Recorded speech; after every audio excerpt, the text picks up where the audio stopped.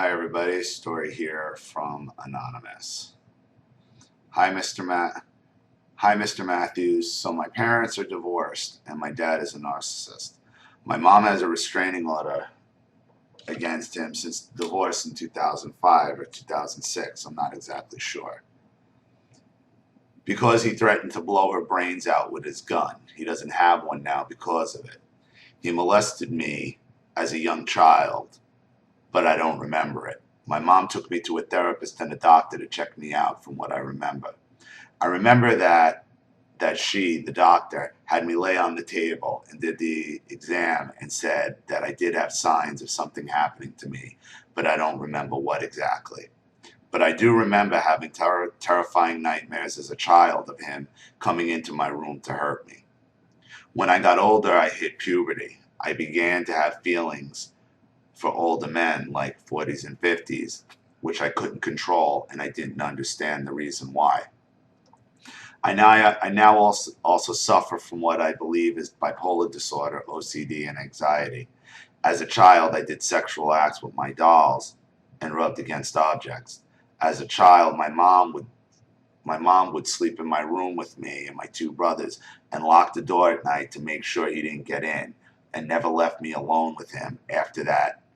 After that, after that one night when he tried to stop my mom and us from leaving the house, he unplugged the phone so my mom couldn't call the police. I remember that my mom ran out the door and held us all in her arms and knocked on the door of the neighbor's house to ask them to call the police. The police came to arrest him. We soon had to move in with other family who betrayed us a few years later and almost left us homeless, but this is a different story. Anyway, I never saw him again for 7 or 8 years. The court somehow was able to get him off. His mother and his new wife helped. I'm 16 now, and I only see him every 2 weeks with my younger brothers on weekends. Whenever I have to visit, my mom always asks to look at what I'm going to wear, and says that I have to have shorts, and that aren't too short, or shirts that aren't form-fitting around him. She always tells me to wear a tank top under my button-up pajamas, and I always button them up to the top, and tells me to call her whenever I need to.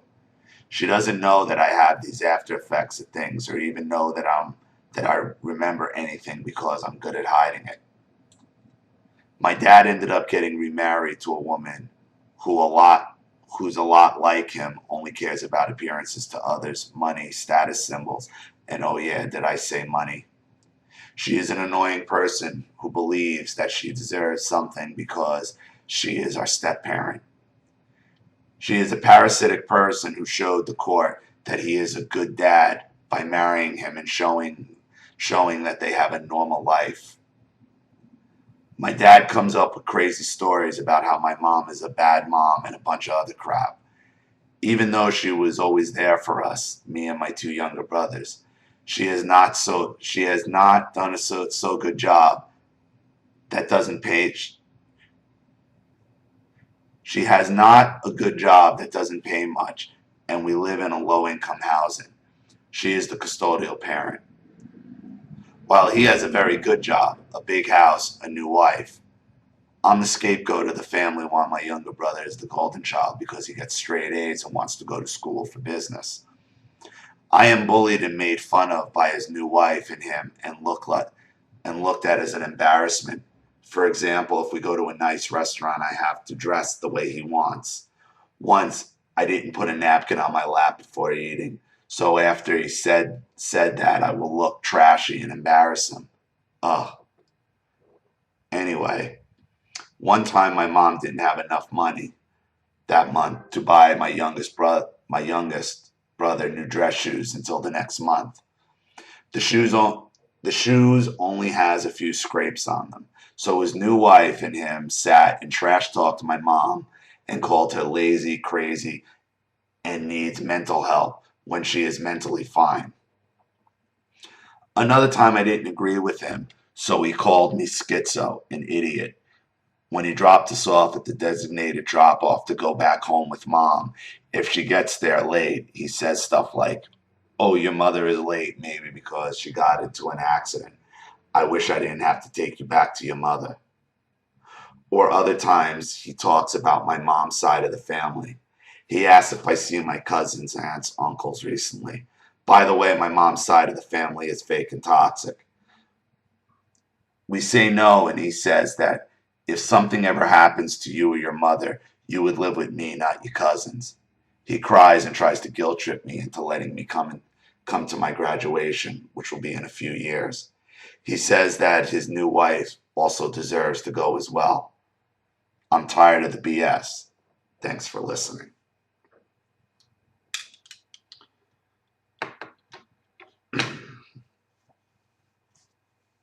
There is so much going on in your life, and you're 16 years old, and I for the life of me don't understand how he got to be able to see you. At your age, you should be able to tell the judge, I don't want anything to do with this guy. He molested me. He screwed me up. This thing with you being hitting puberty and being sexually attracted to 40 and 50-year-old men is a direct result of you being sexually abused by your father. That's where it comes from. You need to be honest about it. And I know that's tough at 16 years old. And I'm not exactly sure how deep the narcissism runs in your family. But for them to know it, your mother and your mother's side, you got major, major problems. And it's a lot easier to tell an adult to get up and go, but you're 16, you're not even out of high school yet. I hope you're addressing these sexual issues with a therapist, because you got to be honest about it.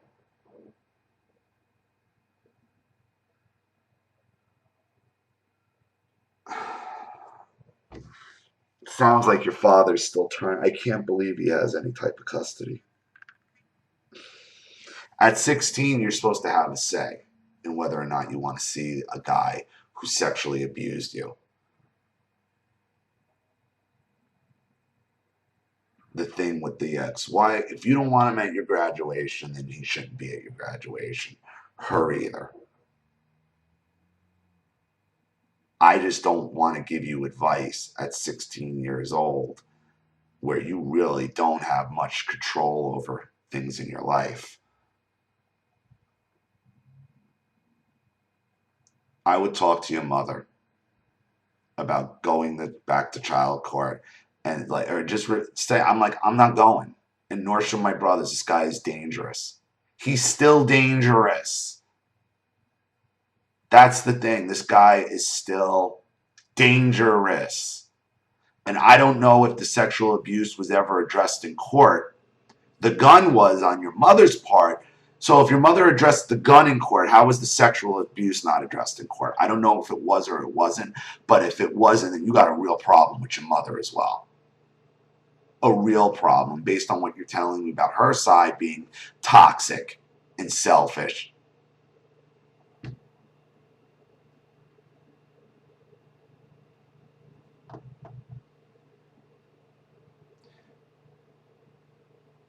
And a lot of times I'll say, I try to take with a grain of salt when I hear stories about divorce and the father or the mother being bad, because it always sounds the same. Whether somebody's lying about it or telling the truth about it, the story is basically the same. But the fact that you're attracted to 40 and 50-year-old men at 16 tells me you were obviously sexually abused by an older man. So obviously that's your father, and based on his behavior of violence, and I hope the court realizes that this all happened to you. And if not, I would go back and make it an issue. I would refuse to see him and go back and make it an issue and say, like, I don't know why this wasn't an issue when all this went down with the gun charge. Because if family court doesn't know you were molested by your own father, they only know about the gun thing, that's fucking really selfish on your mother's part, and that should tell you everything you need to know about your mom. She took care of her own needs, not her child's.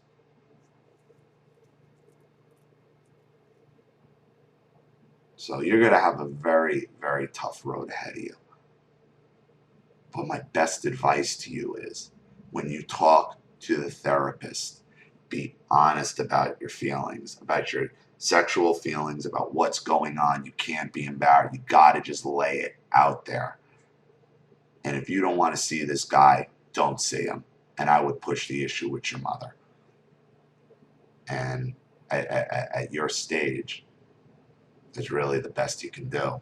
And I'm really, really heartbroken for you. And I'm sorry. And I hope it gets better. But thank you for sending me your story. Thank you to everybody watching. Please leave any comments or advice in the comments section below. Keep in mind, this is a 16-year-old girl who's been through hell. Not that I would expect anybody to say anything overly mean or mean at all, but please keep that in mind. If you'd like your story read on the channel, have a narcissist you'd like to expose, a topic you'd like me to cover, you know what to do with the PayPal link in the description box. I'll have the video right back to you. This is Ollie Matthews. Thanks for watching. See you all again shortly.